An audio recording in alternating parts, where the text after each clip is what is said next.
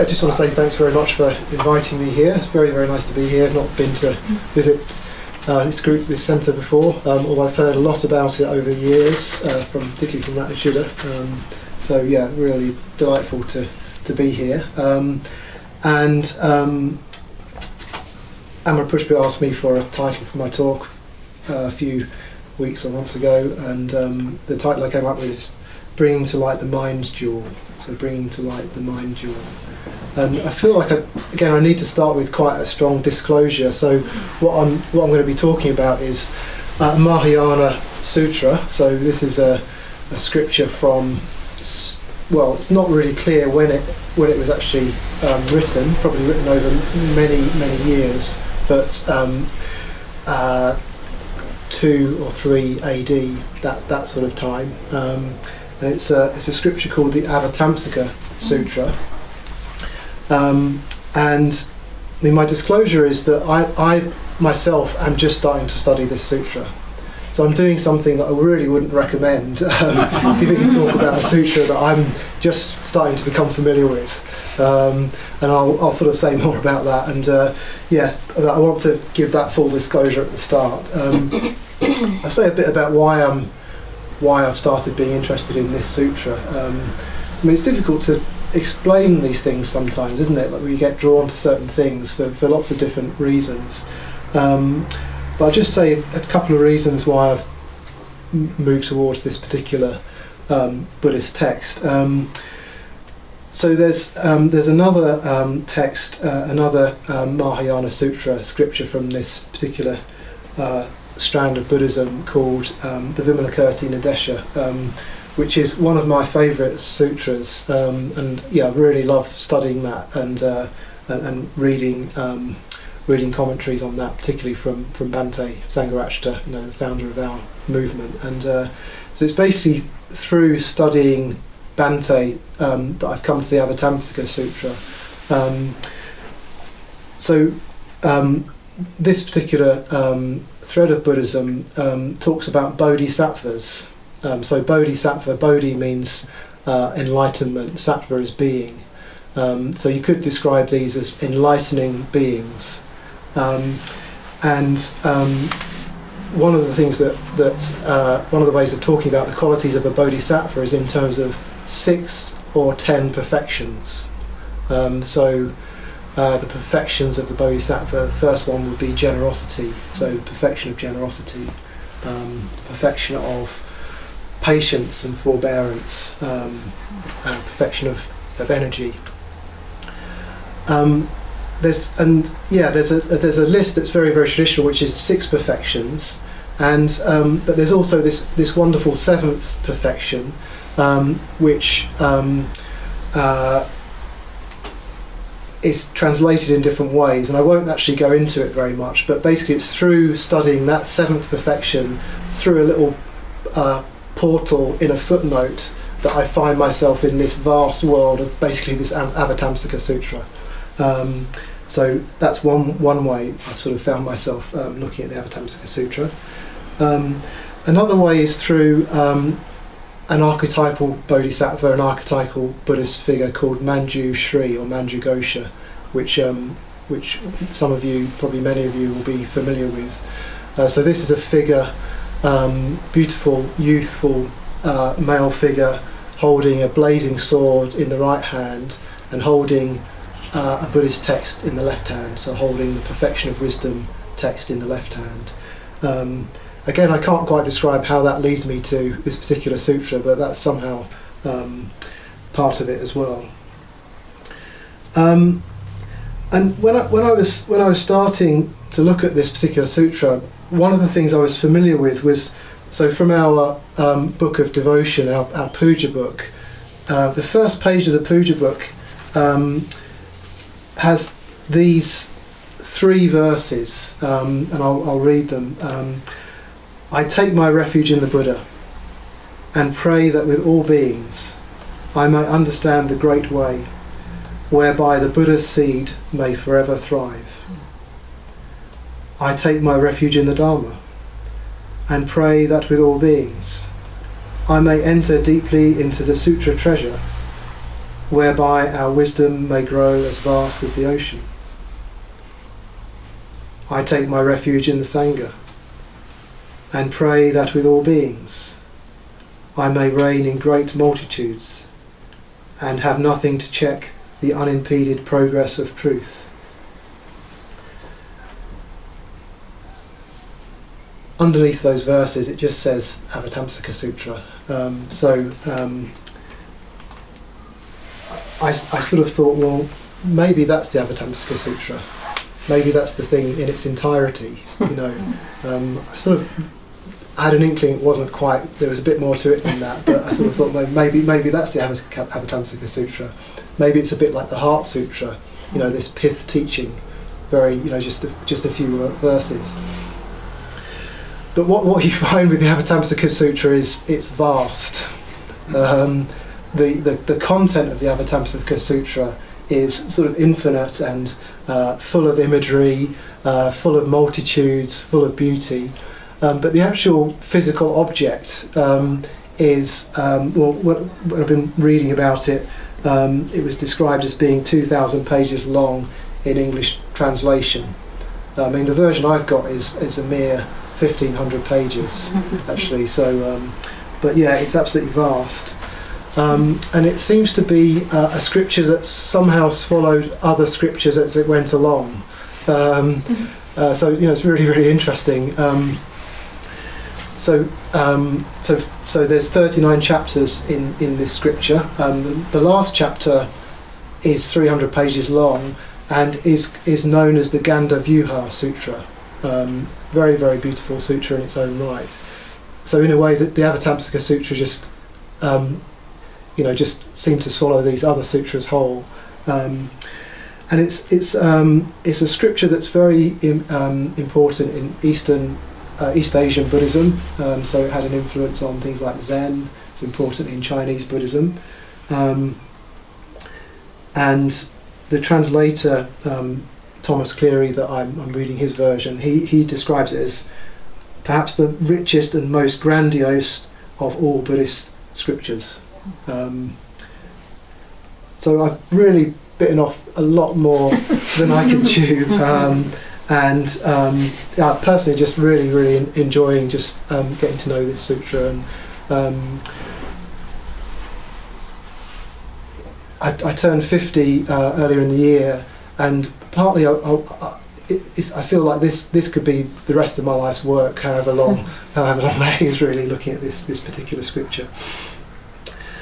Bringing to light the mind jewel is just a line from chapter 1, and I just found it very, very beautiful. But mainly I want to start by just looking at those lines in the front of our puja book. Again, so I've been aware of those lines for some time, and so I've just started I've done a bit of digging around as to where those lines actually come from within the sutra. With all I'm saying here, some people in this room probably will know more than I do, particularly our elders. So hopefully they will chip in as well and correct me. So I've been looking at where those three verses come from. They come from the 11th chapter, which is on purifying practice, and basically it's advice from Manjusiha, this bodhisattva, to another figure. On how to attain these qualities of enlightenment. And the way it's described in the sutra. So the first verse, I won't read all the verses again, but it says, so this is the advice that's given by Manjusiha. Taking refuge in the Buddha, they should wish that all beings continue the lineage of Buddhas, conceiving the unexcelled aspiration. So I just want to say a few words about what Bhante has done with our version. So I think it's really, really interesting. So in the sutra itself, it's basically Bhante has turned it into the first person. So he's turned it into something that we say, something that we ourselves as individuals aspire to. So rather than being a story told from one person to another in an ancient Buddhist text, Bhante seems to have translated it as I take my refuge, and may I understand the great way. So, what does that mean? What does that mean for us? I'm going to tell something about. One thing to say about it is, so Bhante took a vow. He took the Bodhisattva vow as part of his training. So he took on this aspiration to be an enlightening being for others. So I think, in a way, what we do when we say that verse together is, well, we're connecting with that aspiration to help all beings. When I was ordained, I was given a practice. We're sort of given practices really from the Mahayana tradition, you could say. So these visualization practices. The practice I was given was green Tara. Maybe I should ask some questions. So, have you sort of talked about visualization practice generally here? Are you sort of familiar with sort of visualization practice, sadhana? Not recently. Not recently. Not recently. Okay. Not this year, but in the past. Okay. Yes. Yeah. What do you know of sadhana? It will help me to have a conversation rather than just speaking. What do you know of visualizations of figures? Anything? I think we've brought in. Last week we talked about enlightenment qualities. And imagining colour and form. Okay. And that's a big part of or sound. We did mantra, so that's a big part of a visual. And connecting it with an enlightenment quality, so that. Thank you. Yeah. So I mean, that's one way of talking about what we're doing when we're trying to visualize. We're trying to really bring to mind the qualities of the Buddha in different ways. So this figure of green Tara that I meditate on, she's talked about as being particularly associated with compassion. She's green in colour. There's a particular mantra which is like the sound manifestation of this particular figure. So that's the figure I was given, and I very happily. So my private preceptor gave me this extraordinary gift of this visualization, and he said to me, do the practice every day for 3 years, and then we'll have a conversation about it again.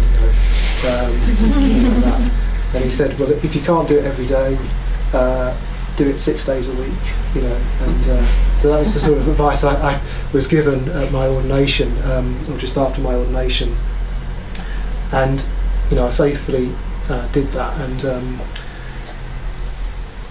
what I realised after those years of practice was, so I'm visualising this figure out there in an infinite clear blue sky, and in a way what I realised after these years was I was just enjoying the blessings from the figure. So the blessings that come down from the figure, I was really benefiting from that.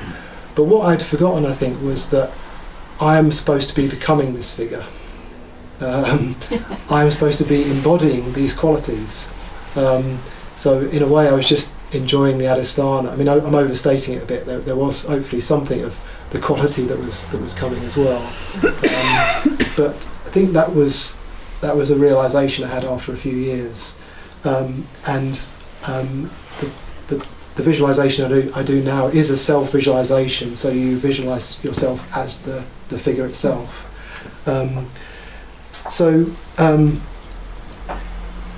In a way, that's something that I draw out of what Bhante has done with Sangharakshita has done with those first verses. We are trying to develop these qualities. We are trying to have a positive influence. We are trying to help others. The other thing I draw out is that it's impossible, almost naive, to think that we can do this as individuals, or that I can do this, that I can be a bodhisattva. I mean, what we're talking about, what the Mahayana talks about, is an almost unimaginably lofty spiritual ideal. It's the ideal of, well, it's sort of like the ideal that you, unless everyone is enlightened, no one person can be enlightened. So it's almost something like that. It's enlightenment for all beings. So it's almost unimaginably lofty. And the idea that I, as an individual spiritual practitioner, could bring that effect into the world is how to put it? Well, it's just not doable, is it? You know. So the other thing I think is, so we typically say these lines together. So we and when we say the lines, we take them as a personal aspiration, but we also take them as a community and as an idea that this is what we're trying to work on. We're trying to bring these beautiful qualities into the world more and more fully. It's what the world needs around us. You know, we just need to sort of look around us and look at the news, and you know these qualities of enlightenment, of generosity, patience, and wisdom. So I think it's really interesting. So Bhante has given us a particular translation of these 3 verses from this vast sutra, and as always, he has translated them, I think, into a way that is relevant for us sitting here today.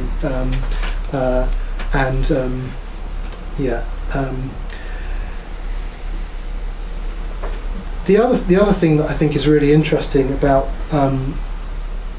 our teacher drawing out these particular verses is the verses of going for refuge. Going for refuge to the 3 jewels. So going for refuge to the Buddha, to the Dharma, and to the Sangha. One of the challenges of coming across Buddhism, the different traditions of Buddhism, is just trying to make sense of it, isn't it? You know, so you've been exploring early Buddhism, the Pali Canon, these very, very early teachings of the Buddha that were stored in Sri Lanka, you know, a few hundred years after the Buddha's passing. So you've got, say, something like the Pali Canon.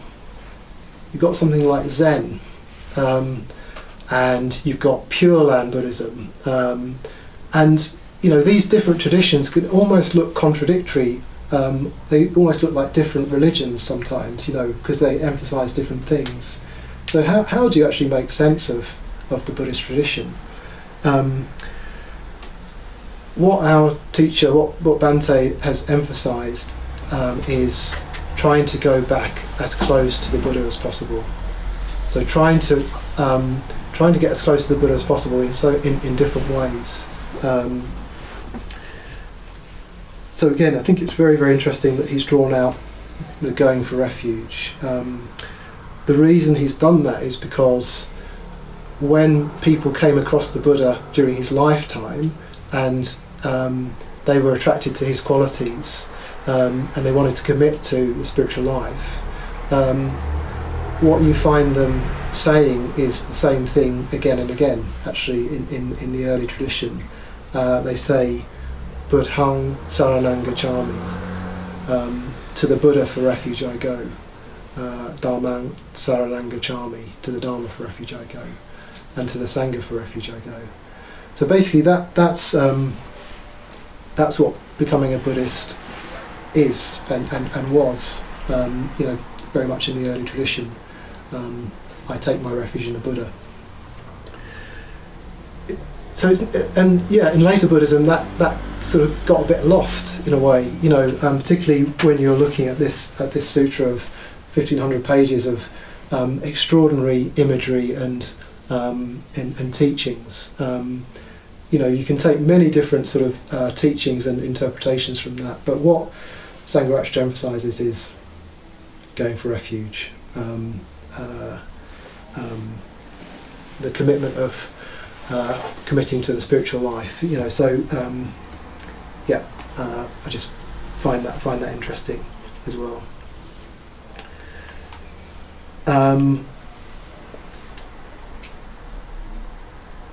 I have to confess also part of what drew me to this particular theme was I don't know whether to go down this particular line, but I'm a big Marvel Cinematic Universe fan, and I mean, it's really, really interesting, because I'll say more about this, but those stories. I mean, I think it's really, really interesting the popularity of things like Marvel, Game of Thrones. I don't know anything about. I know it's a big thing, and people have been really following it and sort of staying up late to watch this new series. I mean, I don't know about it, but so for me, the equivalent is Marvel, and I mean, what I'm going to talk about is one of the stories towards the end of the scripture as well, and maybe I'll make some links with that realm as well. I don't know. We'll see.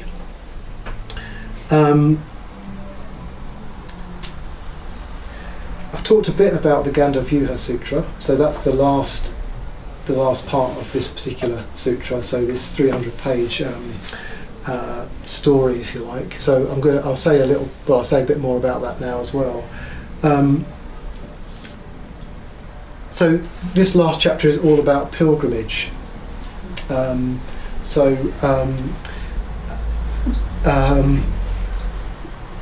the translator of the translator I'm reading, he talks about it as perhaps the grandest drama in all of the Buddhist literature. So in a way, I just want to say a bit about that story.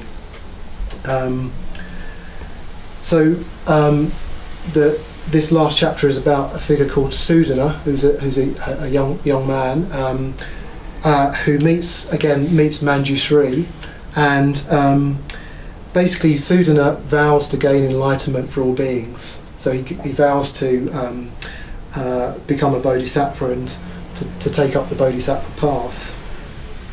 And basically what happens is he visits 52 teachers. So he visits 52 friends or benefactors, and each one of them teaches him something or gives him a particular quality or a particular practice. Again, I mean, I can't do justice to the journey that he goes on. I mean, the teachers he visits, I mean, some of them look like sort of traditional religious figures. Others are kings. He visits one of the particular heavens and gets a teaching there. He visits a prostitute who's a realised being and teaches him. So it's just an extraordinary journey that he goes on.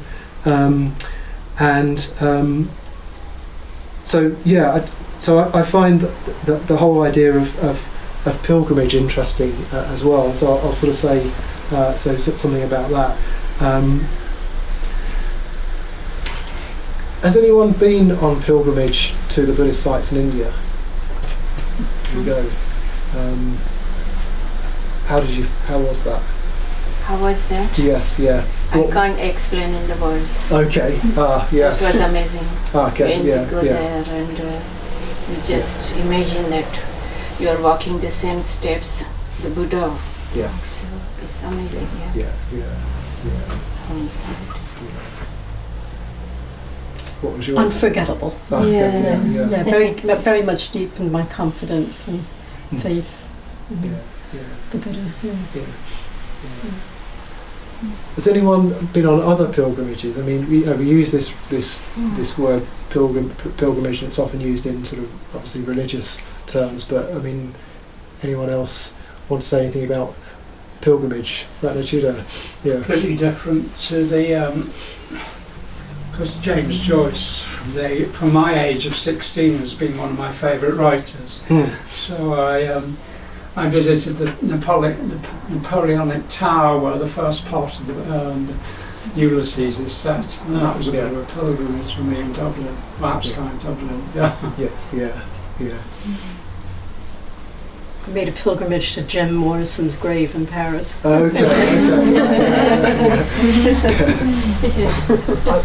Yeah, so interesting, those two examples. I mean, I was in Paris this weekend. So there's someone in well, she used to be in the LBC Sangha, but is in Paris now. She got married there this weekend, and me and Dani Tars, I'm married to an order member, we both went for the wedding, so Laurie. And it was just delightful weekend. Well, Dani Tar was helping Laurie to get ready on the Saturday morning before the wedding, and she was a bit apologetic to me. She was saying, "Oh, are you going to be okay on your own? You know, because I'm going to be with Laurie." And it's like, well, okay, I've got 3 hours in Paris. You know, and yeah, that's going to be fine. You know, and what I did was I went on pilgrimage actually, and we managed to see the Paris centre. So they've just built this new building in Paris. I didn't visit the old centre. This is, I mean, the centre's quite small. The space they've got now is sort of twice as big as what they had before. So that was certainly a pilgrimage to go and visit, you know, the Sangha there and see friends there. But what I did with my 3 hours was, well, two things actually. I went to a bookshop called Shakespeare & Co. Mm-hmm. So Shakespeare & Co., the original bookshop, there's a woman called Sylvia Beach from I think the 40s, and she was responsible for publishing Ulysses, which is also one of my favourite novels. So I really wanted to go. I'd never been to that bookshop, and it was it was a pilgrimage of sorts. I also went to Montparnasse graveyard, which is an extraordinary thing to do because there's so many people of importance from French cultural life buried there, and I went because I wanted to go to Samuel Beckett's grave, and he's another of my heroes, my writing heroes. So yeah, that was a pilgrimage of sorts that I went on. I think partly because I knew I was giving this talk and I wanted to say something about pilgrimage, and sort of say a bit about this extraordinary pilgrimage that Sudhana went on. But yeah, also just to say a few words about going to Bodh Gaya. So I did that. So I went on pilgrimage in India a few years ago, and I did it because I thought that's what I'm supposed to do as a Buddhist. I mean, I didn't have, like, in a way, big expectations of it. I just thought, well, this is a good thing to do.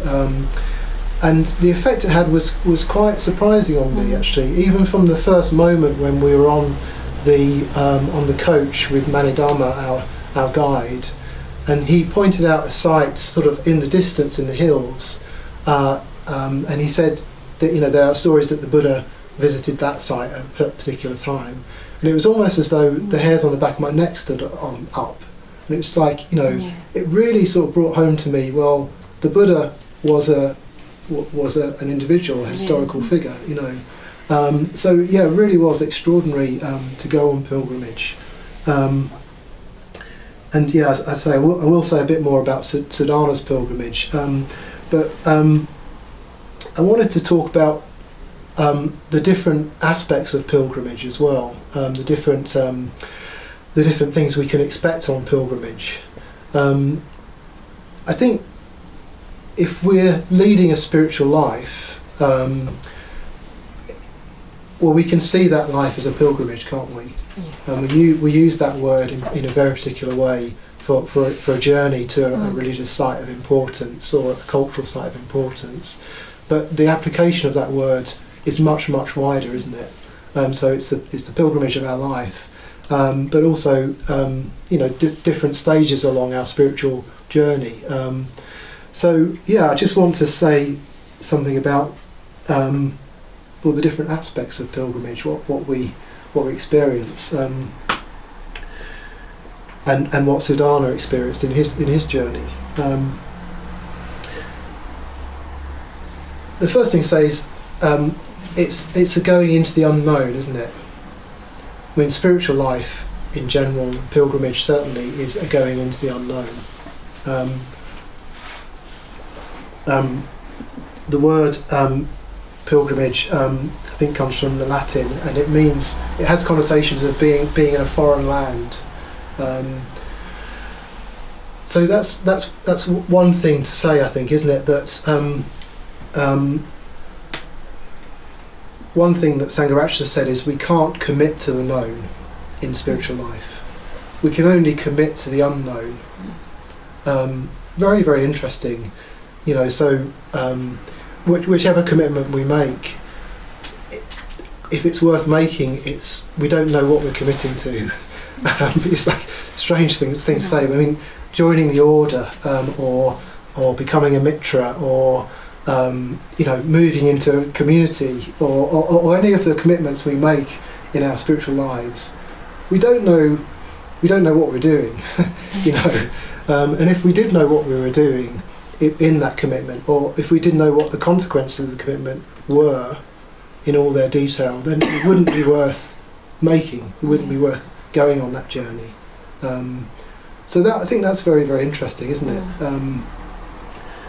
So it's always a going into the unknown, and we are committing to the unknown.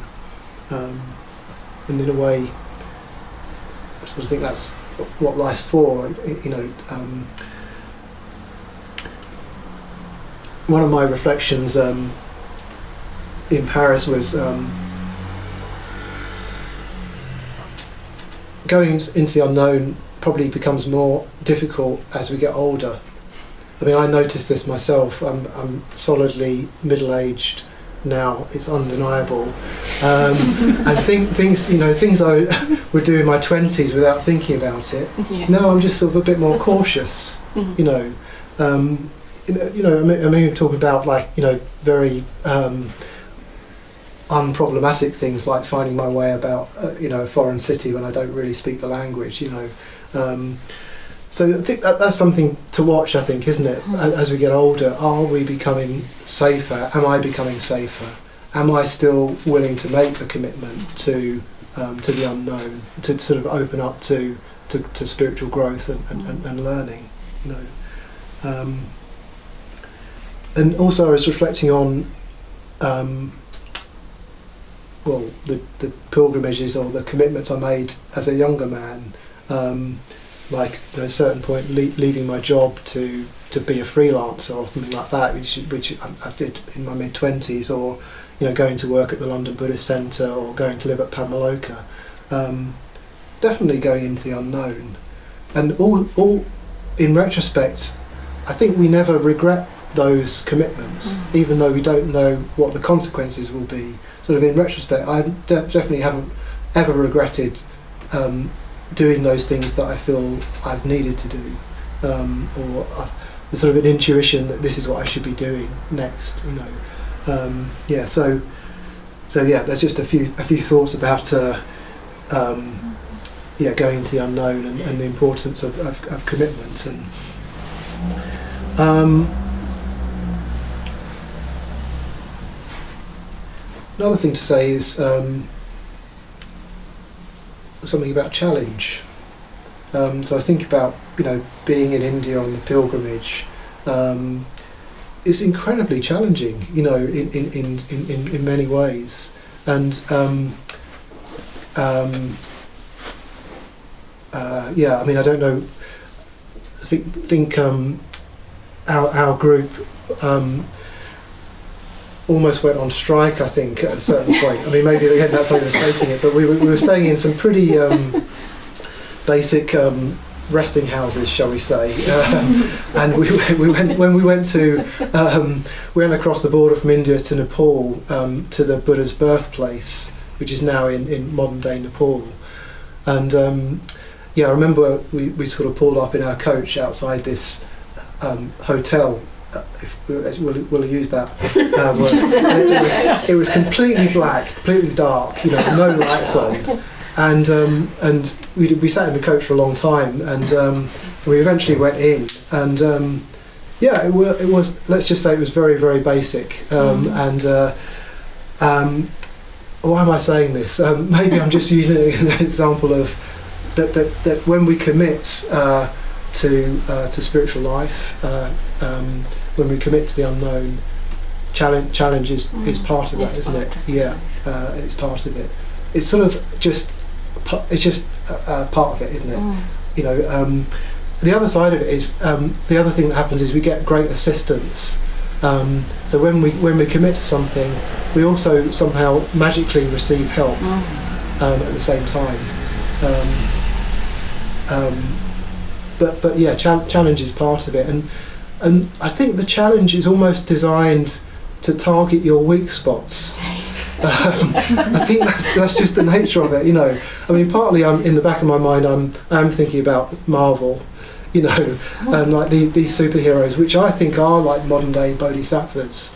You know, they have particular qualities that they bring, and you know they're trying to sort of. I mean, I don't want to overstate this, but they're trying to work together to do something that you know that's has a positive influence on the world. But at the same time, people always seem to be, you know, they seem to latch on to the weak point in this particular character. That's just the nature of stories. I think it's just the nature of spiritual life actually trying to grow. People will come out of the woodwork to press your buttons. Yeah. That's just, you know. I mean, I don't want to overstate that because you know, in the Sangha context, as I say, well, in a way, we can't do it without being in the Sangha and you know, practicing together in this context, you know. And it is overcoming those challenges that's what the growth consists in, I think, isn't it? It often, yeah. Okay, I'm going to come back to what happens towards the end for Siddhana on his pilgrimage. I mean, another thing I love about this story, which I'm just starting to look at really, is the fact that he travels to so many different friends, and so there are these 52 individuals that he meets, and one thing I like about it is the idea that. Well, we don't just go to our guru and he sort of solves our life for us. There's something about practicing again within a sangha where, yeah, we learn from each other and we learn from each other's qualities, and you know that's part of spiritual life and spiritual growth. So yeah, he starts, as I've said, with Manjushri, and Manjushri is also the penultimate teacher that he goes back to. So in a way he sort of goes full circle, visits, you know, so many different lands, so many different realms, mythic realms and earthly realms on his journey, and then comes back to Manjushri, which is, you know, sort of where he started.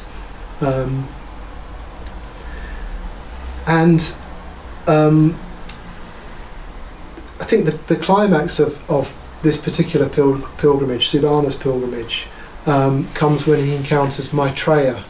So Maitreya is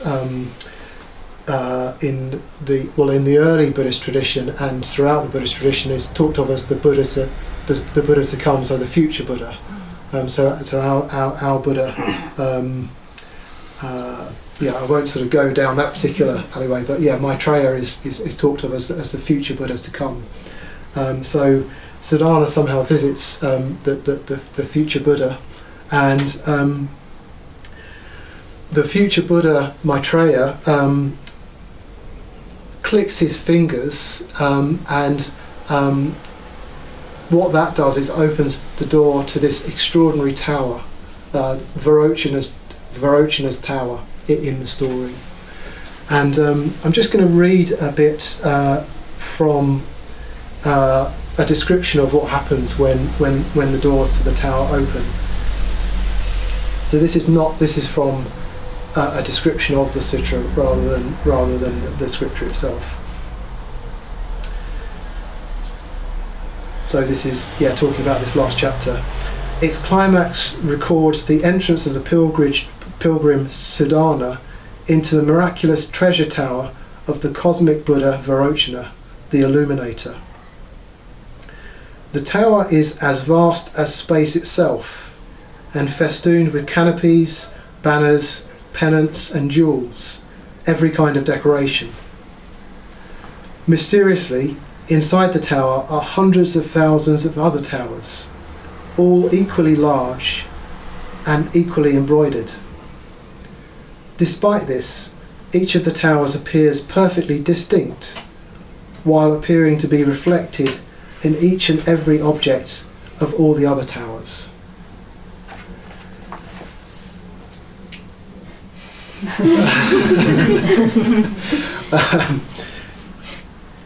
So that, as I say, that's a commentary on the sutra. This is from Nagapriya's book on Mahayana Buddhism. A very, very good book, actually, surveying the whole of this extraordinary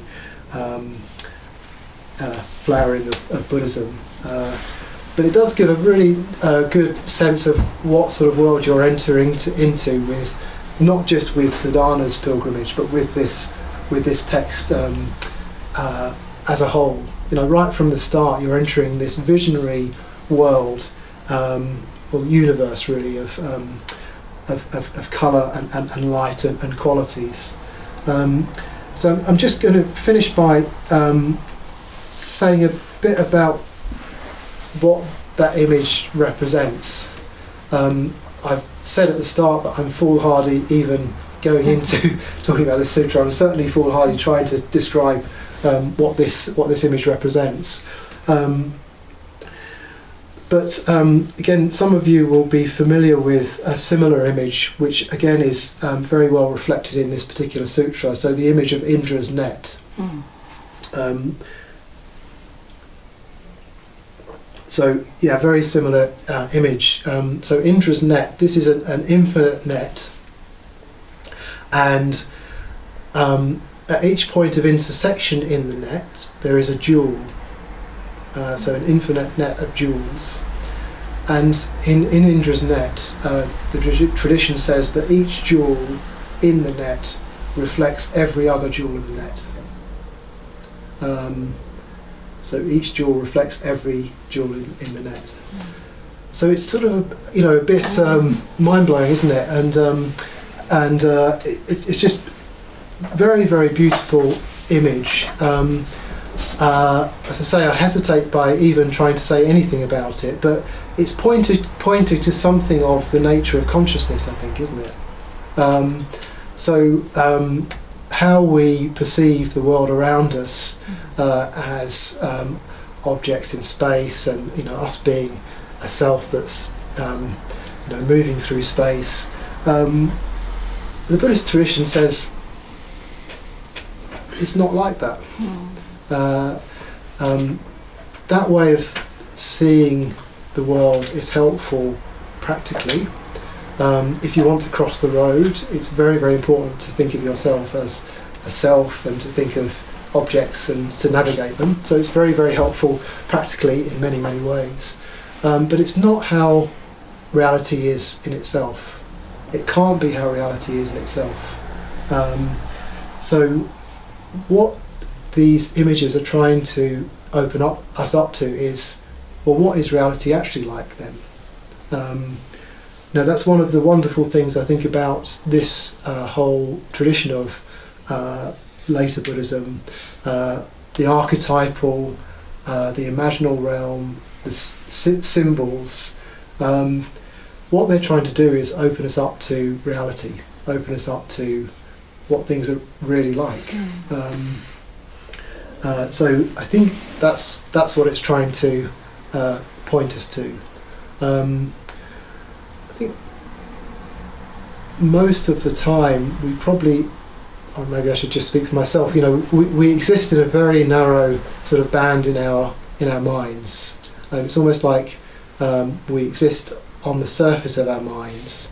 I mean, if we go on retreat, we can see this quite clearly, even after a day or so of practicing together on retreat. We get a taste of the potential of the mind, don't we? The beauty, the vastness of consciousness. So what this is saying to me is that, okay, that's endless, that's infinite. There's no end to sort of developing and realising that reality and living more and more from that reality. That's what these sort of images and these symbols conjure up for me. And I'm going to finish shortly, but I want to try and bring it a bit more back down to ground as well, and just maybe just return to or the practice of metta that we were doing at the start of the evening.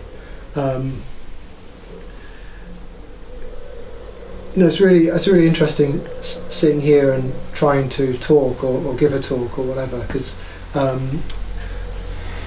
what I've reflected on giving talks is they are a collective thing, actually, aren't they?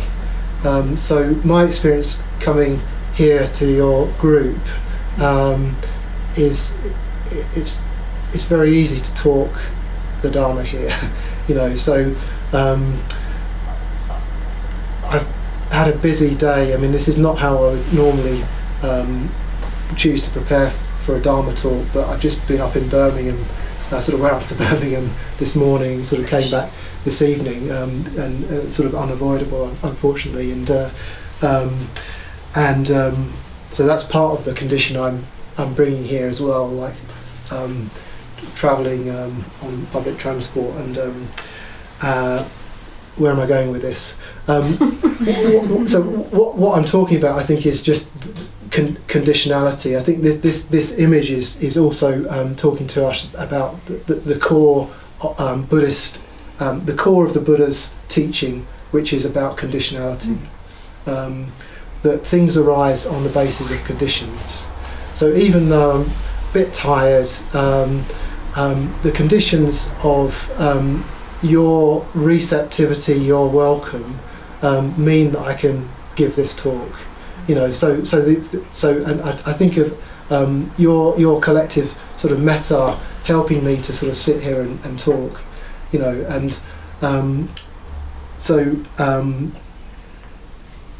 what I'm trying to say is,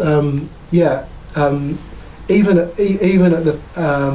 in terms of reflecting on metta and the idea of like I'm cultivating metta or you're cultivating metta, it's much more mysterious than that, isn't it? We affect each other much more deeply and subtly than we think, I'm just going to stop there abruptly, I think, and just in the final few minutes just see if there's any sort of thoughts or questions about what I've said.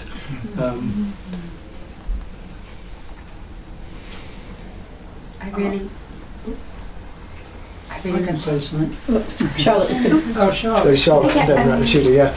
I was really struck by that image of your life being a pilgrimage. Actually, I wonder if that's. Do you feel that's been something that's kind of emerged from this text a bit more? That kind of that sense of your whole life is a pilgrim, or was it something you kind of had been thinking of before?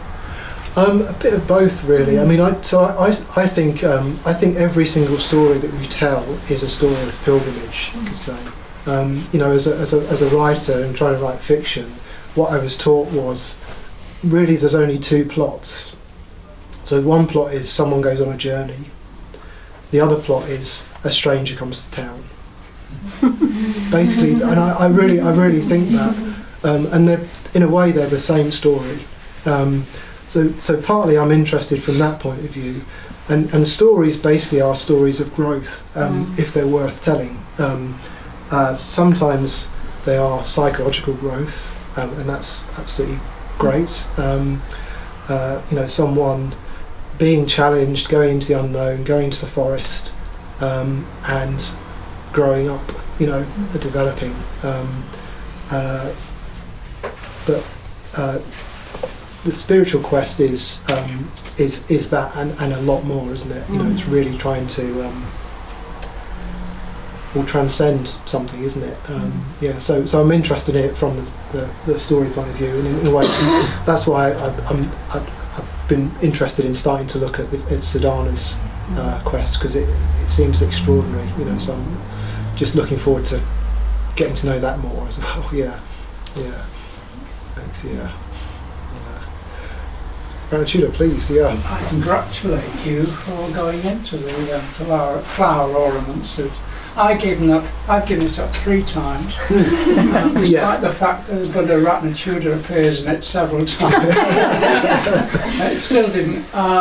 What I was told by Gaurava, who studied in depth years ago on 3 months solitary, is a whole third of it's with all the Buddhas and all the world systems, is to break down your cognitive brain. Yeah. So it just becomes a heart thing, where you really get, it's like a psychiatrist knocking you out with a drug. Yeah. That's what I've been struggling with, but I've given it up 3 times. Yeah. Well, as I say,